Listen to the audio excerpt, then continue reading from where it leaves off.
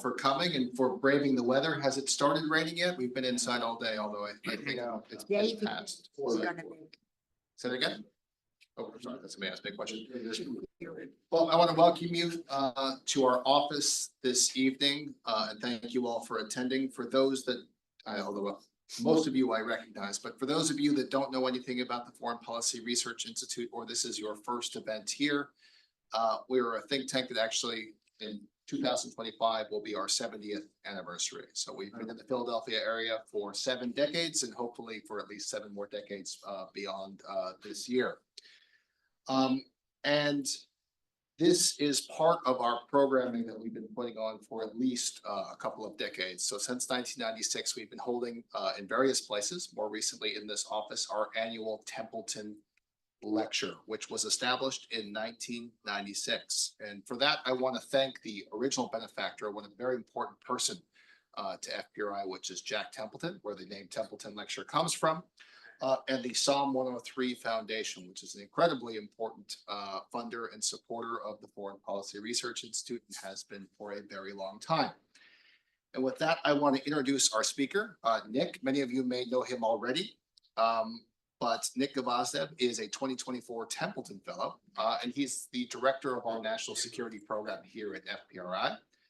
And he's also the editor of Orbis, which is our academic scholarly journal, which we've been publishing since 1957, and which, if you would like a copy, we have many free copies to give away. And so please take one on the way out. That also goes for the food and drink tonight. We have plenty for everybody. So if you want more, please take it home. And so with that, Nick, the floor is yours. Thank you very much. Thank you all for being here for this lecture, which looks at a subject which is of real importance, which is the intersection of religion and politics and how this plays out domestically and internationally. This has always been something that the Templeton Foundation has been interested in. Felt that there wasn't as much discussion of these issues as there ought to be. So I'm happy to continue the tradition and to offer some thoughts to you tonight. To put my cards on the table, I'm not a scholar of religion. I am a student and someone who studies national security decision-making and how foreign policy is made. In that capacity, I teach practitioners and from time to time, even asked to give my thoughts and advice to policymakers. So my thoughts on this subject are not to defend an academic theory, to go into the scholarly literature and say, this is how I think reality ought to be because my theory says this is the way it is. I approach it from the concerns that are raised by my students, who then go out into the national security field and to the extent that policymakers wrestle with these issues. And what I've found, unfortunately, is that despite so many events over the last 50 years that have demonstrated the salience of religion to policymaking, Americans don't like to discuss it. We are uncomfortable with the notion that religion plays a role in politics and international affairs, in national security decision-making. And usually my students, most of whom are either mid-career military officers or are equivalent civilian national security professionals coming back into the schoolhouse to essentially refresh themselves before going back into their career paths, adopt one of two attitudes. One is what I would see as an anthropological one, which is that religion is almost something exotic that happens somewhere else. It happens in another land, usually accompanied by peculiar or exotic or colorful religious ceremonies or chants or actions in incomprehensible languages. And it's all very puzzling and you're not sure really how it features in. And deep down, you have a suspicion that really in the modern world, this shouldn't really play much of a role in decision making. The other is when you, particularly with students, Americans, to say, look, the United States is a particularly religious country. You look at the statistics of all the industrialized states in the world, the United States is by far the most religious, both in terms of commitment in terms of people who attend worship services on a regular basis, who belong to organized religious communities, and then who say that it has an influence on what they do in their daily lives. So you say, well, why don't you take those experiences and extrapolate? And then you run up against a type of an American exceptionalism that suggests that, well, America is different and therefore what we do here doesn't really apply anywhere else in the world. And I'm not speaking about our institutions, which we can definitely see that there are certainly exceptional American institutions, but this attitude that somehow Americans are not bound by the same laws of social science as the rest of the world. It's almost as if you were to suggest that between the Rio Grande and the 49th parallel, the law of gravity doesn't apply because America is special. The laws of physics don't apply because somehow America is different. And both of these approaches, I think, can lead to these blind spots that then develop in our policy community towards religion. And we certainly saw this in the write-up, in the aftermath of the 1979 Iranian hostage crisis, when the CIA was asked to essentially check itself. Why had they missed this? Why had they missed the rise of Khomeini? Why had they missed the developments in Iran? And Robert Jervis, the late Robert Jervis of Columbia, was asked to come in as an outside expert. One of the things he zeroed in on is he said, you didn't believe that a religious opposition could become a political opposition. You didn't believe in your analytical centers that religious movements could mobilize into political action. And his critique is that the CIA had spent almost all of its time prior to 1978 surveilling the Communist Party of Iran as the primary threat and had no agents or interest in what was happening in the network of seminaries, what was happening in Qom, what was happening around Ayatollah Khomeini. They had no clue about the networks in the bazaars and the mosques, the links to student movements. And so when Khomeini bursts on the scene in 1978-79, they're unprepared for it. And perhaps the CIA should have paid attention to advice from Napoleon Bonaparte, who was a very astute learner or astute observer of politics and of what moves politics. And he had two aphorisms, which I try to bring into the classroom, which I think his advice 200 plus years later is still very apropos. One is that you cannot neatly excise religion from politics. He says the idea that there is somehow that they exist in two separate realms and that they never interact. He says that religion is always a factor. Under what guise, whether it's organized religion, religious fervor, the ideas about religion, the institutions of religion. And then his second piece of advice is that the statesman, political leader that ignores the power of religion is a fool and will pay the price for that folly at some point.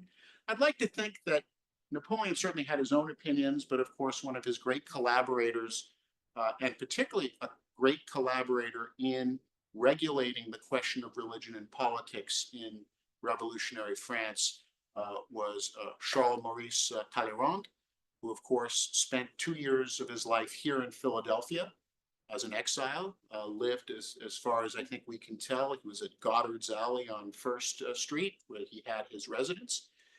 He was a very interesting figure because at the time he arrived in Philadelphia, he was a suspended bishop of the Catholic Church who had broken with Rome and had consecrated the constitutional church hierarchy in France after 1790, and then completely walked away from his religious vocation, fell afoul of the Jacobins and had to leave, and was essentially allowed to get his affairs in order in London until he was ordered out and made his way over here.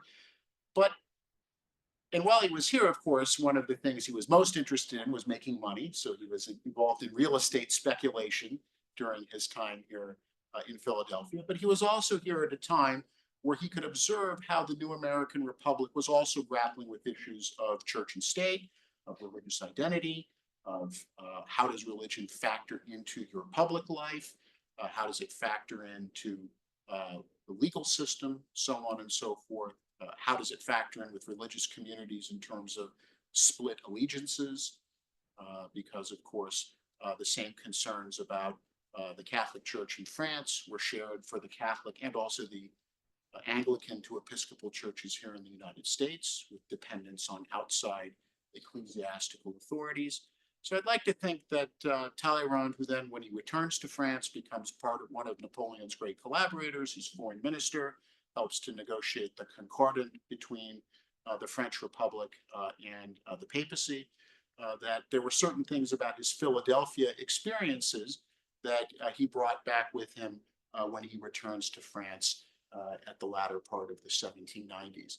And what I'd like us to do in a way is for us to be, in the context of this talk right now, to be as if we're also Talleyrand's coming back 200 plus years into the American past, looking at with fresh eyes how the founders were grappling with these issues, and to see these questions not as I said, exotic questions that happen somewhere else or that aren't applicable to how we think about it, but instead of thinking about religion and politics in the context of Islam in the Middle East or Hinduism in India, let's think about it in terms of how did Washington approach these issues? How did Franklin approach these issues? How did Templeton approach these issues? And maybe using that as a way to come up with some paradigms for thinking and discussing these issues that can be of use to us as we move forward into the future. So with that, what I'm going to do is take 4 of our founding fathers and present 4 vignettes to you. 3 of them happen to be located here in Philadelphia. So again, a Philadelphia connection to these events. And in many cases, places that are still here, still existent in Philadelphia today. And to use them as ways of exploring these questions of the intersection of religion and politics. In so doing, and this is where as an academic, I will acknowledge this, I am going to make it seem like these are very distinct paradigms, and I'm going to use them as examples, but also knowing that among the founders that there was a lot of similarities. So I will heighten some of the differences between the 4 founders, but I don't want to make it seem as if that they're so diametrically opposed to each other on some of these questions, that they represented very different camps. But these 4 vignettes will help to illustrate their approach. So the first is to start with Ben Franklin, and for us to go back to 1747. In 1747, Benjamin Franklin gets word that a visitor from Europe would like to work with him, a fellow scientist who's working on questions of electricity, has heard while in Europe about Franklin's experimentation. He's traveling from Europe to the colonies and has an introduction to Franklin and ends up not only just visiting, but actually staying with him and remaining in Philadelphia for about a year. And Franklin describes in letters to other people that his visitor is, as he puts it, a Greek priest from Transylvania, named Father Samuel Damian. Greek priest from Transylvania would probably mean, in a modern context, would be most likely he was a cleric of the Romanian Orthodox Church, Romanian Orthodox priest, traveling, again, very interested, has heard about Franklin, wants to come and visit with him and help to develop further theories of electricity and how to generate it, and whether or not there's any practical uses for it. What makes this interesting is that, first of all, you have, from Franklin's perspective, and we think about the sort of spectrum of Christian traditions, Franklin, who at this point is kind of at the last stages of his Presbyterianism, and so very at one sort of end of a Christian spectrum, and then to have not just a member, but a clergyman of a Christian tradition that in terms of ritual, sacraments, theology is very different. And yet, one of the things, and of course, we only know about Father Samuel through Franklin's writings. Franklin actually refers a number of times in letters over the years to this visit. And we also know a little bit because in some of the colonial newspapers, when he traveled, there would be announcements about his presence. He would give, for example, in Charleston, he was giving talks about electricity in 1748. It was then Franklin last says, well, he was then heading to Jamaica, and then after that, he disappears from the historical records. So we don't know after Jamaica what happened to him. So we only know him through Franklin's letters. And again, Franklin had a complicated relationship with the organized clergy. Certainly was had issues with one of the local Presbyterian clergymen here in Philadelphia that he thought was a little too dogmatic in his approaches and the like. And yet he has a clergyman, someone who's not disguising that fact. They don't agree necessarily on theological issues, and yet they form not only a working partnership, but a friendship between them. While he's here, Franklin notes that first they communicate in Latin because that was their common language that they had, and then over time, Father Samuel apparently begins to learn English, and by the end, he's able to speak English with Franklin as well. And the fact that there are these two religious traditions, and there's no sense that, well, when he came to Philadelphia and Franklin didn't say, well, you have to abjure certain beliefs or you have to disavow beliefs. There's no indication that Father Samuel came to him and said, by the way, we're working on these things, but you should probably think about converting, to my brand of Christianity. They're able to work together. The sense is very much we have a sort of common public task together. We're both scientists. We can work together. We have obviously very different ideas about religion, but we can sort of set those aside. And it's not as if they don't necessarily talk about it, because in one of his letters, Franklin says that, yes, he and Father Samuel did talk about human nature. They talked about what did it mean for the fall of Adam. What did that leave the human condition in? So it's not as if they did not, they just had we won't talk about certain subjects, but they're able to work together. And this sort of presages a Franklonian, that is a proper adjective, approach of we can have our differences and still come together in common task. We can come together in common purpose. We don't have to renounce religion. We don't have to do anything of that sort. And given where Father Samuel had been before, he had traveled through different places in Europe. And at the time, most of the great educational institutions of Europe had religious tests. You wanted to study in Rome, at least ostensibly, you had to accept the supremacy of the Pope. If you wanted to study at Oxford, you ostensibly had to accept the established Anglican Church. And so to come here, right, and he's a clergyman, he doesn't have to accept any religious tests to be in Philadelphia. He doesn't have to change or hide his religious practice in order to work with Franklin, and Franklin imposes no such religious test in return upon him. And that speaks to a certain American attitude of religion is something that people have, but we should be prepared to set it aside for the common good, or to be able to cooperate on the common good together. And some of this, of course, in a more developed fashion, ends up informing the French view of laïcité, which is that religion really should not be part of the public sphere. Franklin doesn't go that far. He is acceptable that religion should have a public presence, but that you have your beliefs, but then you should be able to work together across those religious beliefs on in common tasks.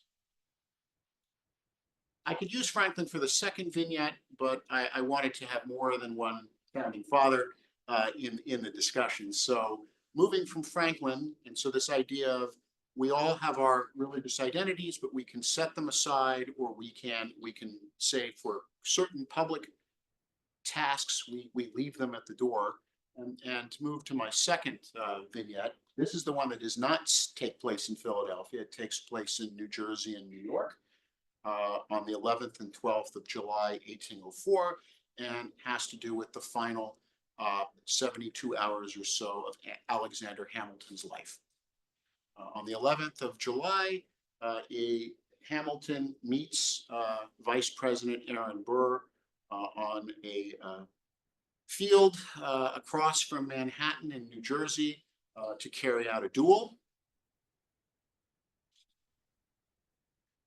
Over the years, Aaron Burr has gone back and forth between, yes, I did try to kill Hamilton. I was deliberate in shooting at him. I was just trying to wound him. No, I was just going to fire my weapon to complete the duel, but I had no intention of harming him. But whichever of those three versions of Aaron Burr's story you want to accept, the reality is Hamilton is mortally wounded. He's ferried back across the Hudson to New York. And it becomes clear that his wounds are beyond the medical science of the early 19th century and that he is dying. Sometimes as people are dying, they decide they want to sort of put their spiritual house in order. And we have this very peculiar, I shouldn't say peculiar, we have this very sort of telling scene where as Hamilton is dying, and he's aware that he's dying, is that the search is, well, find a minister for him. Find a minister of some, find someone to come here and give him last rites. And what I find interesting about this is that there's an element of almost anyone will do. And I don't mean that in a facetious way. Hamilton was very sincere. He had very strong religious inclinations. But at this time, he was married in the Dutch Reformed Church. And that's when he married Eliza. And so ostensibly at that point, when he marries her, he's a communicant in her particular denomination. And yet in those last hours of his life, it's, well, find anyone, right? So the first, they go to Bishop Benjamin Moore of the Episcopal Church, say, can you come give last rites to Hamilton? And Bishop Moore initially says, well, he's not a communicant. Yes, he pays for a pew at St. Paul's for his wife, and he's done some legal work for St. Paul's, but he's not a member. He's never affiliated himself to our congregation. He's never joined. He's never been confirmed in the Episcopal Church.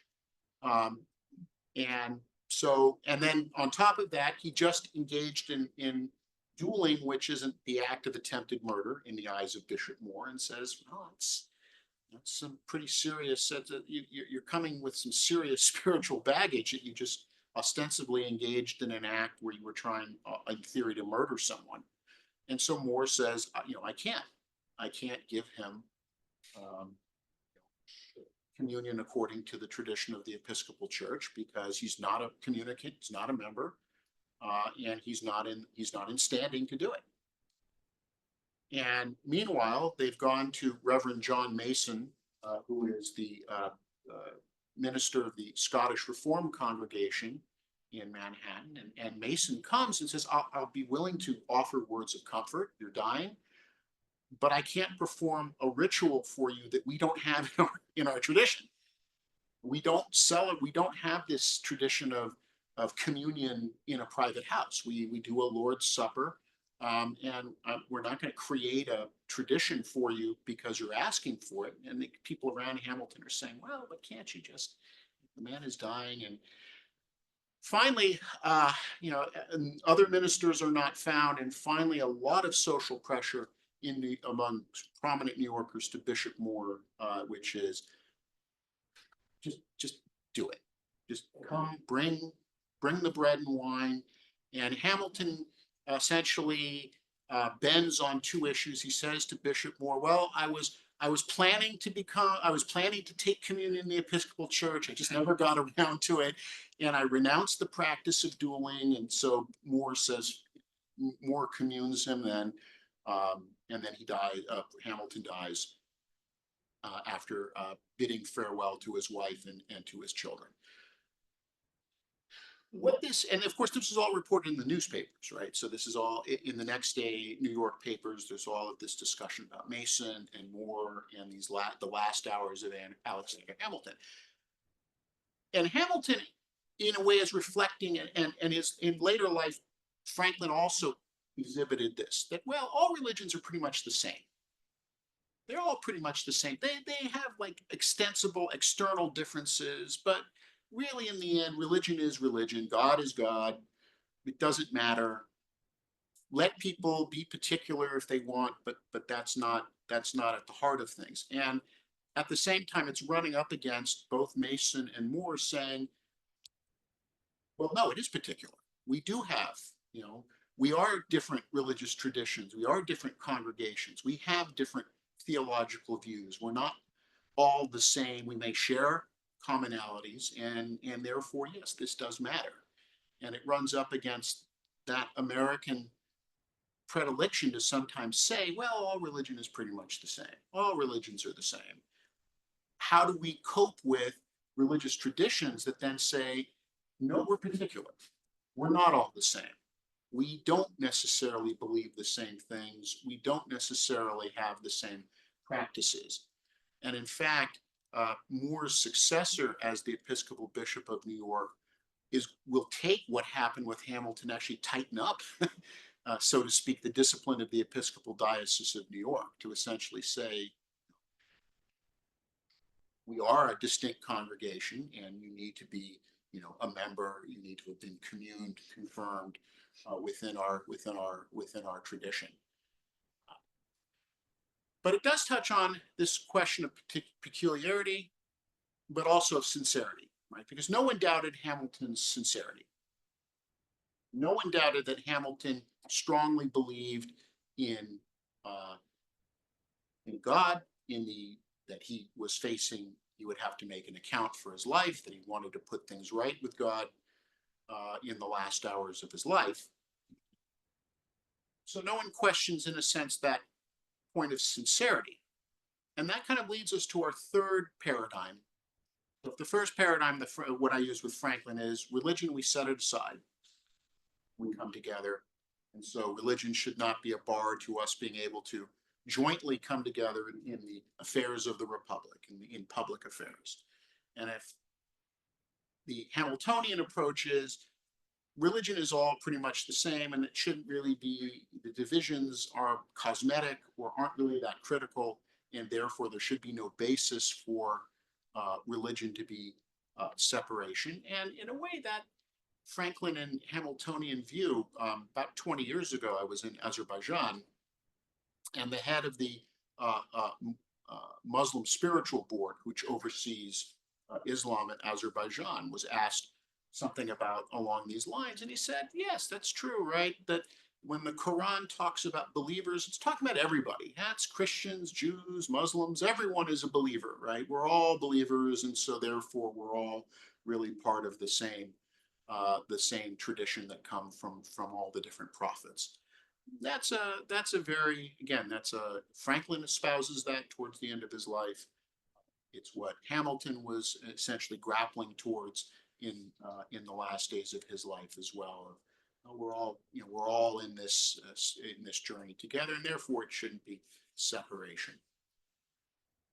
But the question of sincerity.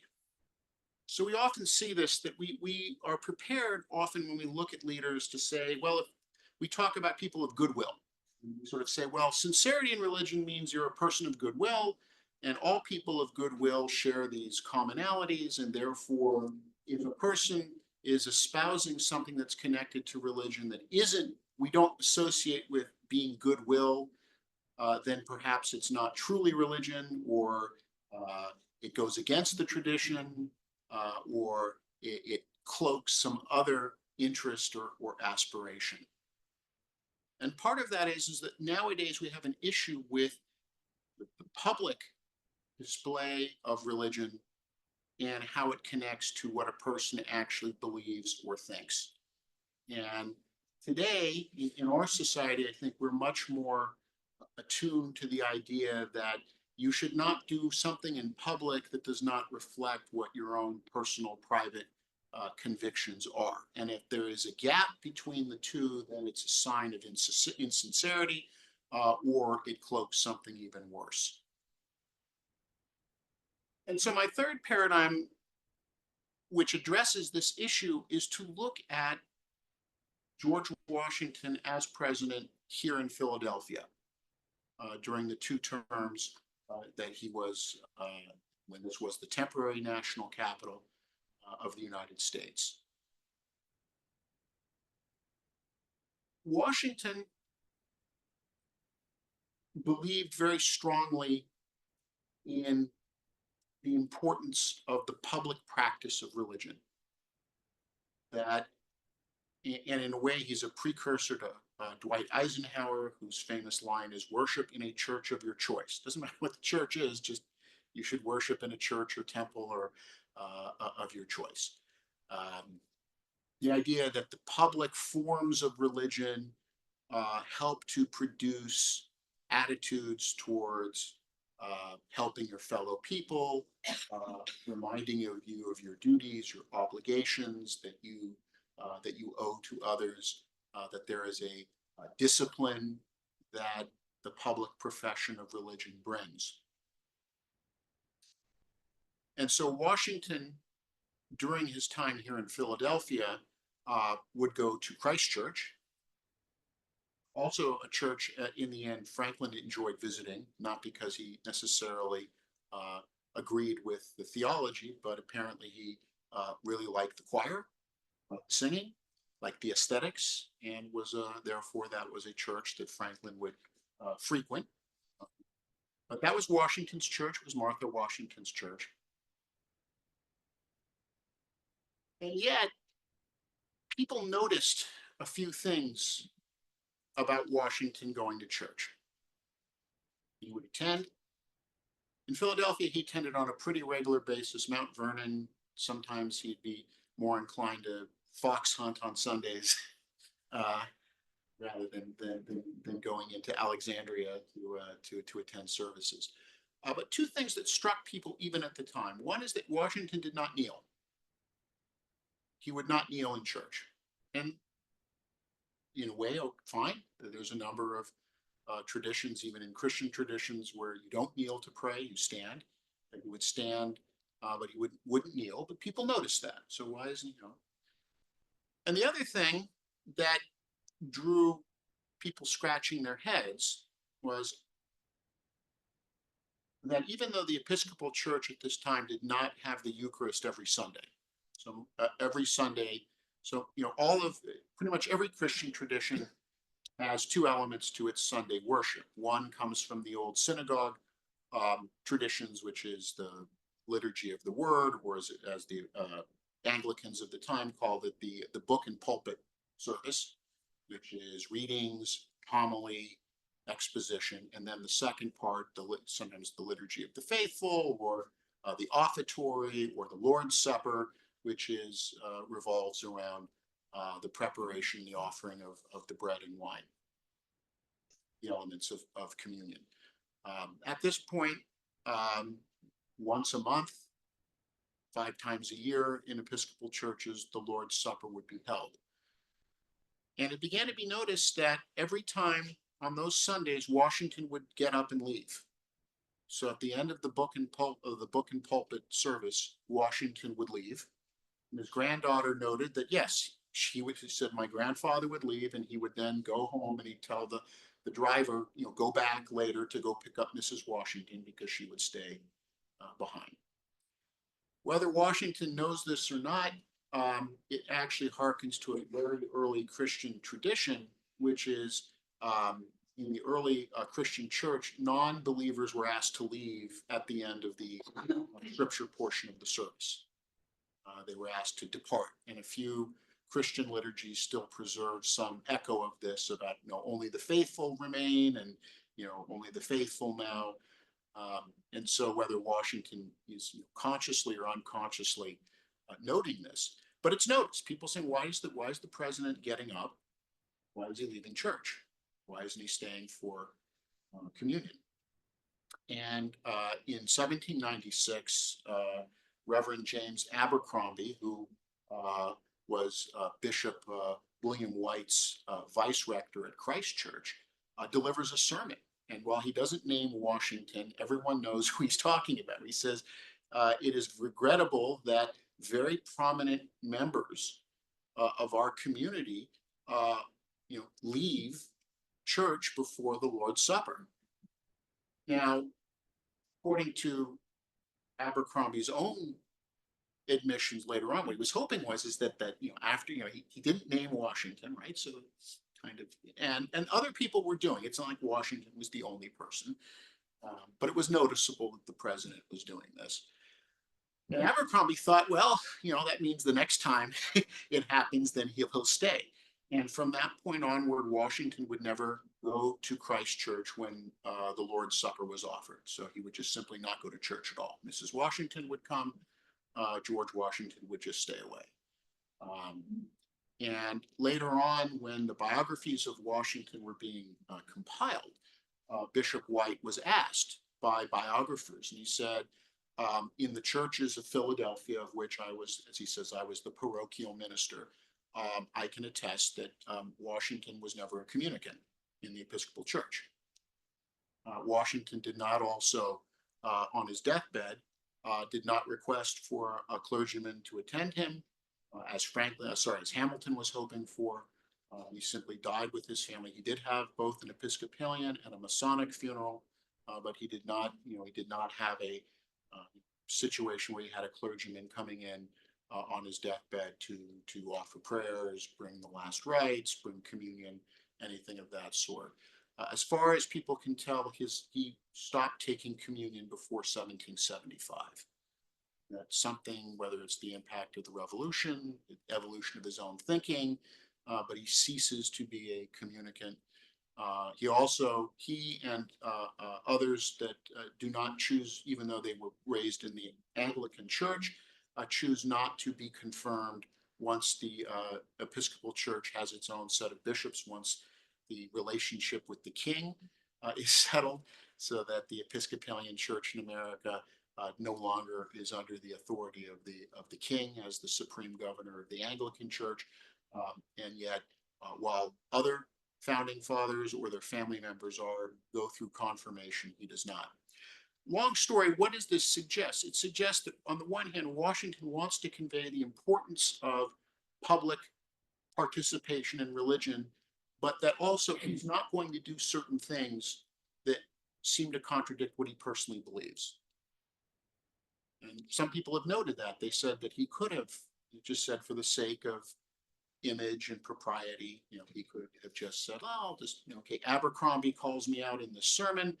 Okay, next time I'll go up and, settle the problem. And yet instead he sort of sends a signal that his personal beliefs are not in accordance necessarily with everything that the Episcopal Church teaches. And while he belongs, because he thinks it's important for the president to be seen as engaged in religion, and he keeps in many of his letters, the letters he writes to the Catholic community, to the Presbyterians, to the synagogue up in Newport, the importance of religion, and that it's an important part of society, and therefore he takes part in it, but that it doesn't necessarily align with what he personally believes in the later part of his life. And James Madison was asked about this later, and Madison essentially said, Washington continued to go to the Episcopal Church because he said this is what he was raised in. This was his family tradition, and so he sort of kept at it because those were his familiar observances. And we know that he reads the Bible, he reads religious literature, he's interested in these questions, but that his membership is less about, I believe in the tenets of this community, and more, it's just important for me as president to set an example. Does that make him, and by today's standards, does that make him hypocritical? Does that make him, well, he should have stuck to his beliefs? If he didn't believe it, he should have said, I'm not going to attend church, or I'll attend a different congregation. But it speaks to something, and I know that this may be controversial, and I can just see it now, right? FPRI fellow compares beloved founding father George Washington to Russian President Vladimir Putin. But there's something, because when we look at, this is coming back to this thing about sociology and treating this. So Putin also is someone who has a very, stresses the importance of the public role of religion in kind of the post-Soviet Russian society that he's creating. And yet when we read when he's asked about religion, he talks in these very generic terms in the same way that George Washington did. When we look at George Washington's writings, he talks about providence, he talks about supreme ruler of events, he rarely talks about God, he never personalizes that, he sort of talks in these very general terms, and Putin does the same. And yet we know from reports that Putin has encouraged his inner circle and his cabinet. He says, we need to be seen that we're at least going to church. And if you're not Russian Orthodox, then you should be going to at least another one of the traditional religious movements in Russia: Islam, Judaism, Buddhism.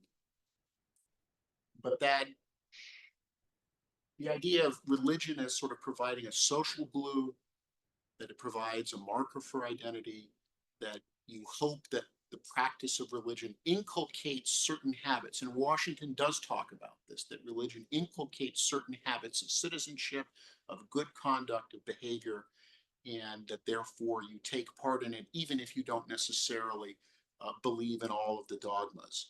And I think we can see this again in other, if we take that standard and we look at some of the other leaders, whether it's Putin, Viktor Orban in Hungary, Andrzej Duda in Poland, right? This sense of, religion, even if you don't necessarily believe everything or all of it, but you believe that it's important part of social stability, social relationships, identity, so on and so forth. The last figure I want to touch base with is John Adams. Because if Washington has this sense of religion as a part of society, that you want people to be religious, and you're not necessarily caring about what specifically they may or may not believe in, as long as it inculcates habits of good citizenship, morality, people treating each other with respect and dignity. Adams is an interesting figure because of his sense of religion and how specific religion and specific religious traditions connect to his understanding of American identity and nationality.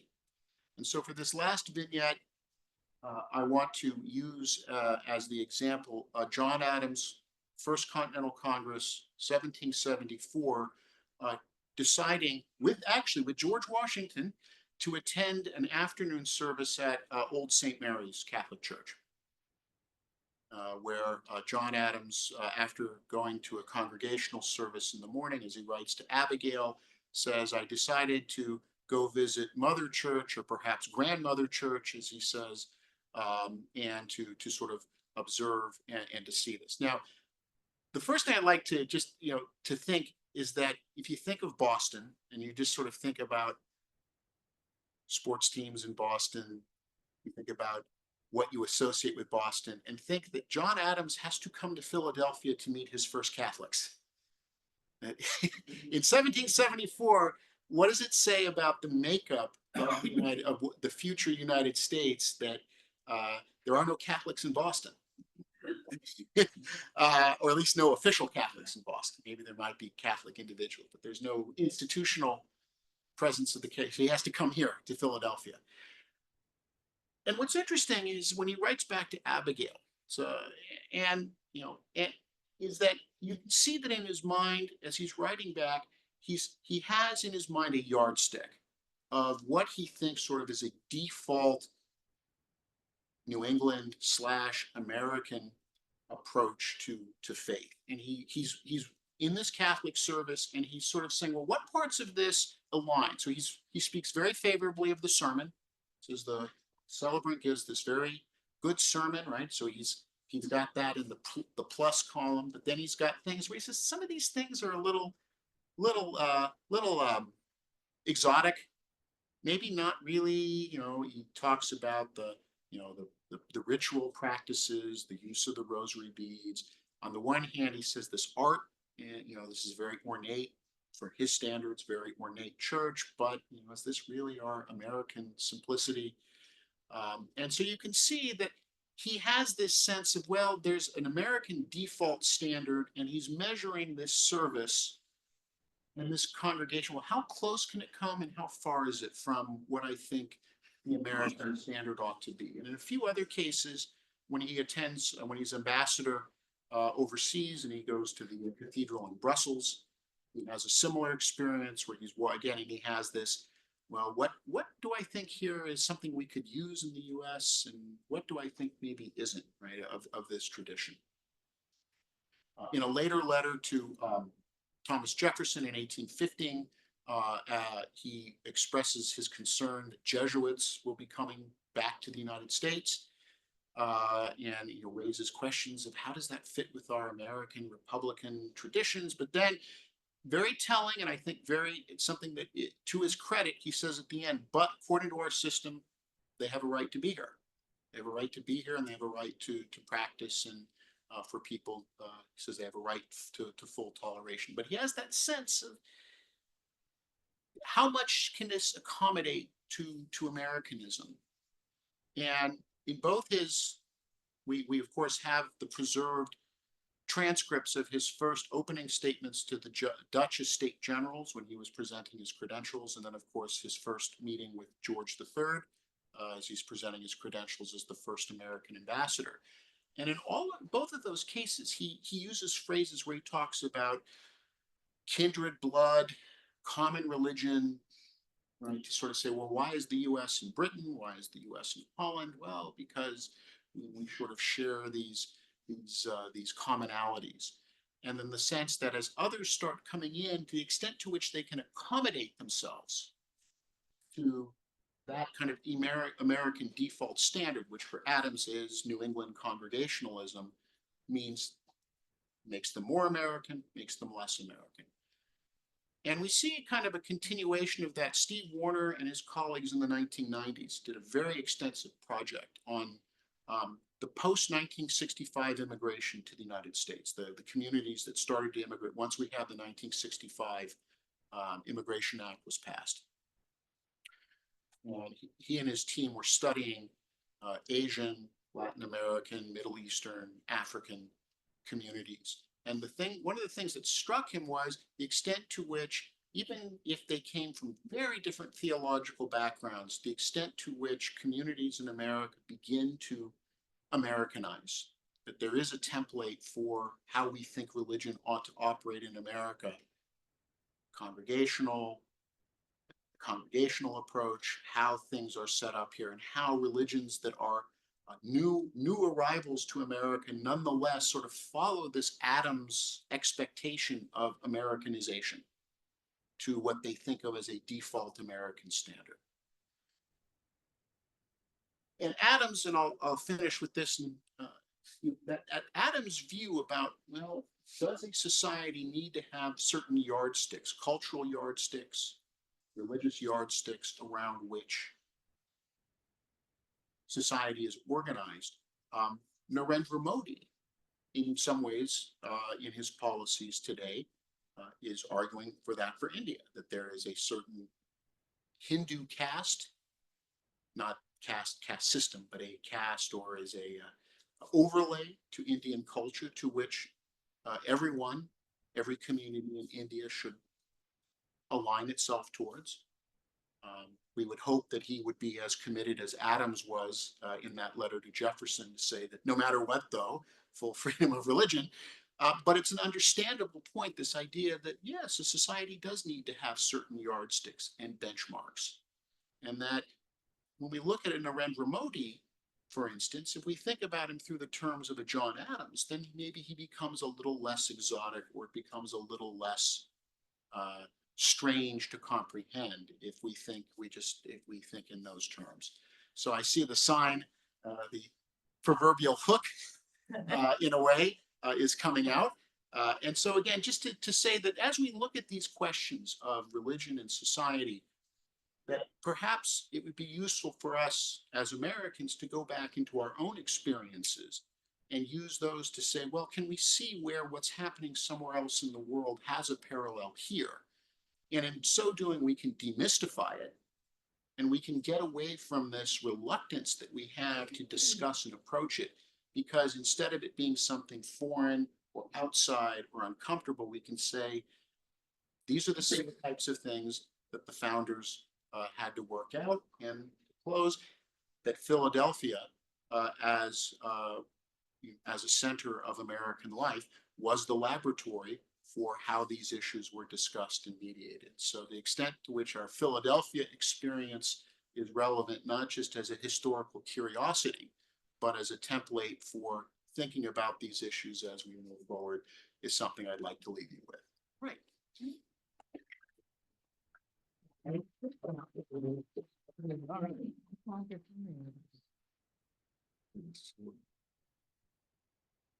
Well, Nick, we have about 10 minutes left, so if anybody has questions for Nick, we'll pass around the microphone. So if you just raise your hand, we'll bring it to you. So is anybody, there you go, Bob.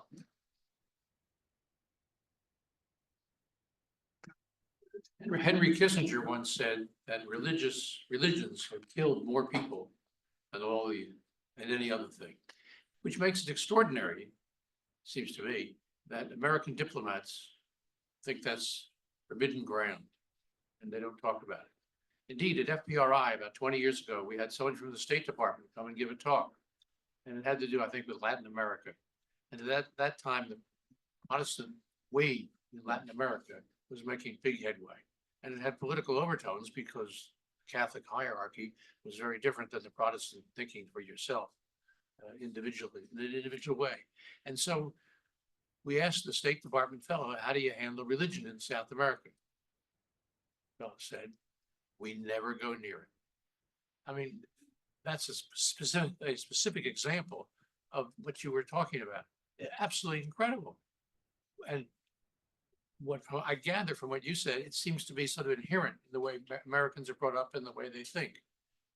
But where it comes from specifically, I have no idea. It'd be interesting if someone could find the source of it. It's just a total blind spot. The blind spot comes from, there's an acronym, and I'm trying to pull it from memory. It's called WEIRD.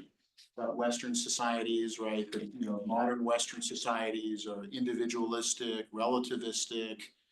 I forget what the other parts of the WEIRD are. West is Western. I know the I in there is individualistic. The R is, but this idea that particularly that we've developed that, well, we all create our own realities and we all have our own ways of doing things, and it's all individual, and we're with the idea that communities form and that communities can create identities and that they can create allegiances among people is something we seem to have, we don't seem to want to deal with, or we think that everyone is an atomized individual now. And so the Latin American example, right? The idea that, well, can religion be a corporate action? Napoleon would not have been surprised, but if Napoleon was here, he would have said, of course, right? That, now you're dealing with social movements, you're dealing with questions of power, you're dealing with questions of influence. In some cases, you're dealing with questions of land. And Napoleon would say, right, how did he and Talleyrand solved it?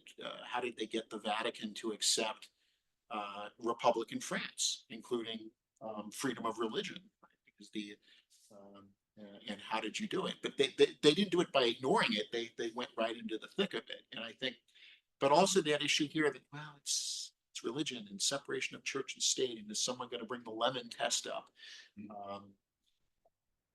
Just sorry, one other thing on that too, which is how we were hamstrung in many places in the world by the Lemon test for domestic institutions, right? That federal aid cannot be given to institutions, religious institutions, if what they do is primarily religious in nature. And then there's a whole set of criteria if you give state aid to a religious group for things like education or charity. And the late Amitai Etzioni was very flummoxed by efforts he was trying in places like Iraq and Afghanistan to help movements that were trying to de-radicalize the tradition, and that he couldn't access, the groups couldn't access federal funds because the first response, well, this is a religious group. We can't give money to a religious group because the Lemon test applies. So. You had said at the beginning that America is the most religious country in the world. Of the industrialized countries. yeah. Yes. Do you think that's because of what you said, one of the leaders thought that people are religious because of doing good deeds or living well, rather than really being religious, religious country because of belief? Yeah, some of that is because of that, and because we've always had this cast of religion in America as being emphasizing these positive characteristics. And also, of course, that we haven't had a state religion. I mean, the states had, I mean, again, going back to Adams, right? Massachusetts didn't disestablish the Congregational Church until 1833. So until 1833, ministers in Massachusetts were still getting state money. We're still having their salaries paid by the state government, because at the time the First Amendment was held only to apply at the national level, not at the state level. But because right, Americans are free. We are free to recreate. We're free to say this religious group institution isn't meeting my needs, so I'll join another one, or I'll create a new one. And so we've had that. The degree of voluntary attraction is also important. I think that people are free to do this here. And of course, right, you're not bound by the religion that you're born into from your parents. Whereas in a number of countries, still there are legal implications that your parents' religion determines your social status. And like in Lebanon, right? How you vote, what community you're allowed to vote in Lebanon depends on what religion your father is. So I don't believe that religion. It doesn't matter. That's still you can be a Maronite who says I'm an atheist. I don't believe in anything, but on voting day, I have to vote for the Maronite. The vote as a Maronite, or Druze, or so. I think that also is because this notion of free association here is one reason why our religiosity is higher, because it's never been compelled by the state, and we've never had that religious test. Again, why did Father Samuel spend so much time here? I think in Philadelphia it was a breath of fresh air for him. I'm just speculating at this point. I'm speculating on it, but I think coming here and being able to study and work and not have somebody coming in saying, "Tell me what your religious beliefs are to determine whether or not we'll let you stay here." We came to Philadelphia for a variety of reasons, because Yeah. it was a major city. Yeah. On the other hand, it was a Quaker city. Yeah. Right. And it was founded with the idea of not having any religious tests and diversity. So it was very different from, say, Maryland, which was a Catholic. Catholic or New England still. Yeah. And then for him to spend so much time here. But anyway, sorry. We have two questions. Yeah. You, sir, and then to you in the back. So why don't we ask them together? This is a little bit out of tangent, but not entirely. How is the United States dealing with Prime Minister Modi in India and his Hindu nationalism, which reportedly is crushing or attacking Islamic and Sikh communities, given that we think we need India as a major ally against China? Yeah, it's a good question. Let me double up the questions. And then I'll. Your talk referenced people who were here before the riots against the Irish. Yeah. And I wondered if Adams or Franklin ever wrote or commented about Catholicism and what that might bring to this country. Adams had concerns. He wasn't sure about how Catholicism would fit under a smaller Republican government, and he definitely had biases from his youth. Franklin tended to be much more, if I may say, and I think that's the Philadelphia experience, much more ecumenical, right? That, hey, everybody has their, everybody follows their own traditions, they follow their own disciplines, it's freely chosen, but as long as they don't try to impose it on anyone else. But the riots here are interesting because that also, gets at this question of, and you sometimes still hear that today, where you have people saying, well, why don't we just have, prayer in school?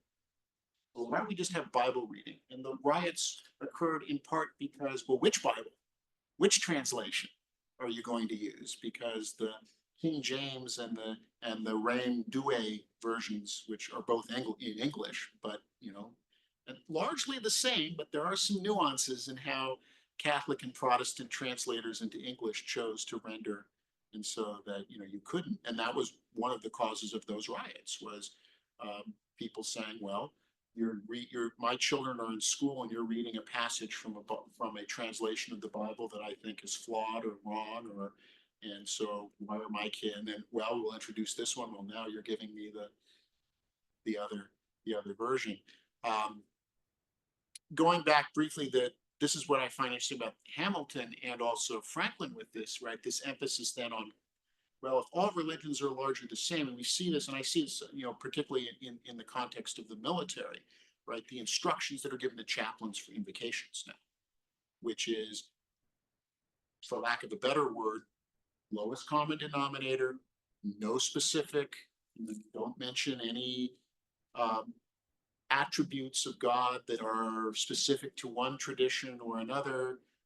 Our chaplain up in Newport now has this ending where it says, in your names we pray, right? So it could be if you're a Christian, Jewish, Muslim, Hindu, you can, there's a certain degree of wiggle room with that. And that comes out of some of those traditions of those riots, right? Was that if you're too specific in what you're imposing as the public profession of religion, and that you have to have, if you're going to have any public prayer invocation, you have to make it that, what we all hold in common, not what we don't hold in common, which actually is strangely enough then backs into your question, because it's easier in a society where most of the religions all pretty much have the same origin source.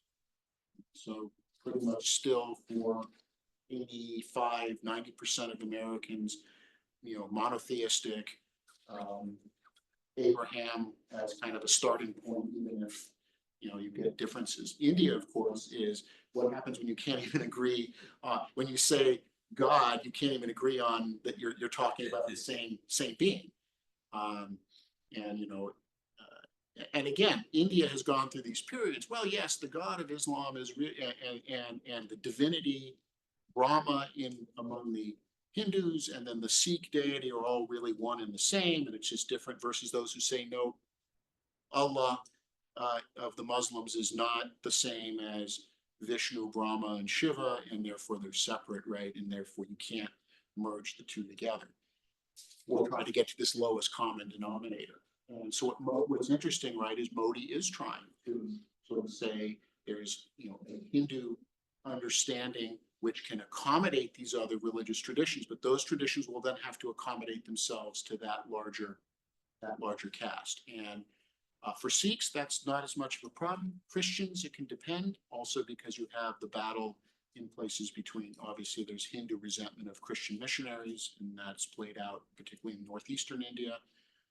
But for Islam, that's a real, some Muslims can say, hey, Emperor Akbar, you settled this for us and we can accept it. And then others who say, no, this is, right, this concept in Arabic of what's called shirk, idolatry.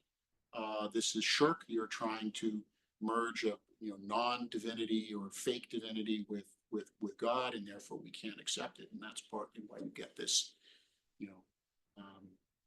division. And then, of course, when you then add, as Napoleon would always advise us, you add things like property.